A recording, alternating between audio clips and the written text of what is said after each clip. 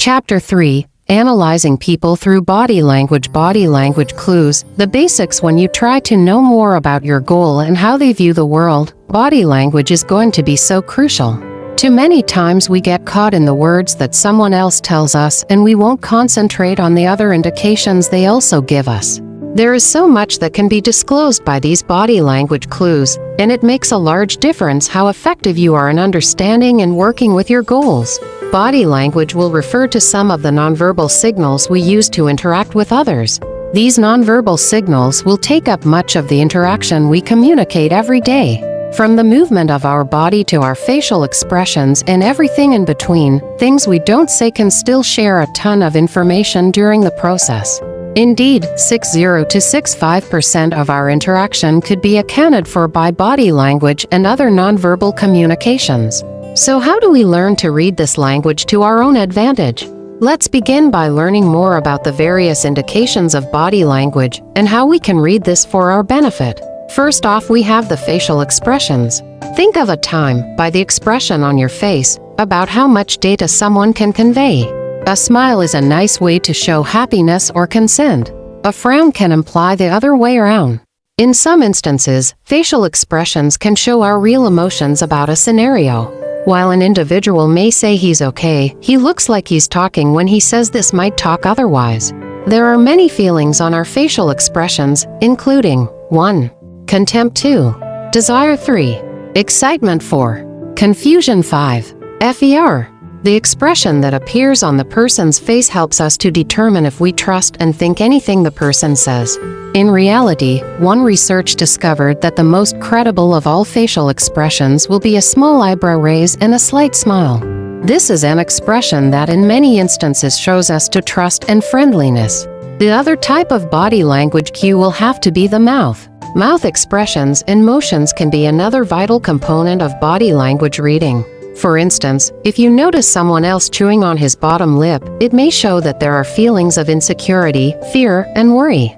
The individual can cover his mouth to be polite when he coughs, but sometimes the other person's disapproval. And smiling will be one of the best signals of corporeal language, but the smile and what it says about a person can be evaluated differently.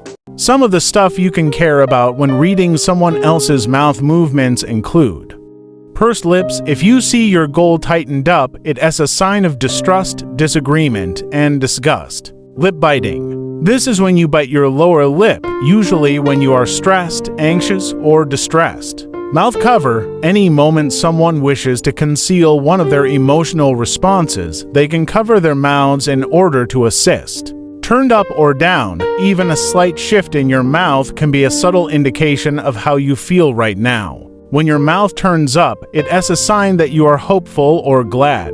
It could be a grimace, disagreement, and even sorrow when the mouth turns down. Another area to observe as body language cue is gestures. Gestures can be a very evident, direct sign of body language to be careful about. Waving, pointing, and fingering can be common and easy to understand gestures. Some may even be cultural.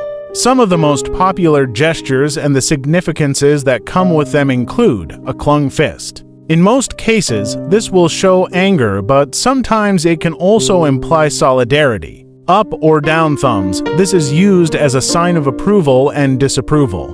The all-correct gesture. This one will assist others to say you refine in the United States, but it is seen in some other cultures as a vulgar gesture. The next thing we have to do is look at the arms and legs of the individual you talk to. These can be useful if a lot of information is to be transmitted non-verbally. Crossing the weapons will often be a defensive maneuver. Crossing the legs away from another individual will also show a person's discomfort or a dislike. Other subtle signals, including the large expansion of the arm, can sometimes help us to seem bigger and more comfortable while maintaining the arms close to the body. When you try to measure your body language a little, be careful about some of the following signals that your legs and arms will transmit to you from the target. Crossed arms. This will give you a signal that you reclosed, safe, and defensive. As a manipulator, you need to uncross the arms of the goal to make you feel comfortable. Standing on hips with your hands. This can be a good sign that the person is ready and controlled. This will sometimes be a sign of aggression. Clamp the hands so that they re behind the back. This will be a sign that your goal is angry, anxious, or boring. You have to look at some of the other signals that come first. Tap fingers or fidgeting cue Euclid. The other person is frustrated, impatient, and even bored. Crossed legs. This is a good indication that someone feels closed or needs some privacy. Posture is another thing you should look at. The way we hold our bodies will also be a significant component of body language. Posture refers to the way we hold our bodies and to a person's general physical shape. Posture can give a wealth of data on how someone feels and also suggests that a person's features are submissive. Open or confident. For instance, if you sit directly, it can show that an individual is concentrated and is attempting to look after what is going on. Sitting down with the body, on the other side, will show that someone is most of the time indifferent or bored. Looking at your goal will assist you to understand whether you are interested in what you do or say, or if you need to move on to find a different destination. Whenever you attempt to read some of the languages of your body, attempt and find out some signals that your goal's position is attempting to tell you. Some of them are open posture. Open posture. This includes keeping the body as trunk exposed and open. Closed position. This one will wreck your hiding the body as trunk and hitting the legs and arms. This posture will be more indicative of anxiety, discomfort, and depression in the objective.